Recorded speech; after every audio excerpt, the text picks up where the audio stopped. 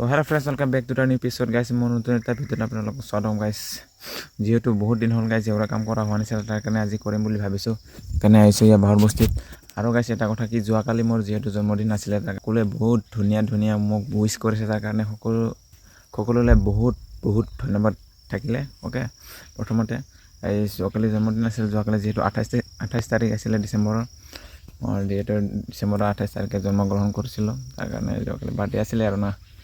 সকলোৱে বহুত ধুনীয়া মোক উইচ কৰিছে তাৰ কাৰণে বহুত ধন্যবাদ আৰু গাইজ বৰ্তমান সেইবোৰ বাদ দে বৰ্তমান মই বাঁহ কাটিব আহিছোঁ বা জেওৰাৰ কাৰণে বাঁহ লগা হৈছে তাৰ কাৰণে বাঁহ কাটিব আহিছোঁ যিহেতু জেওৰা বনাবলৈ হ'লেতো বাঁহ কাটিবই লাগিব বাঁহ লাগিবই গাইজ বাঁহ নহ'লেতো নচলে তাৰ কাৰণে আৰামছে বাঁহ কাটিব আহিছোঁ গাইজ আৰু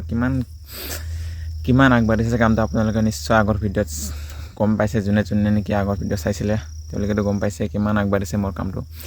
ইমান কামটো আগবঢ়া নাই কাৰণ সময় পোৱা নাছিলোঁ বনাবলৈ বহুত দিন হ'ল এসপ্তাহমান হ'ল চাগে বনোৱা নাই জেওৰাৰ কামটো গাইছ তাৰ কাৰণে আজি আৰম্ভ কৰি দিম বুলি ভাবিছোঁ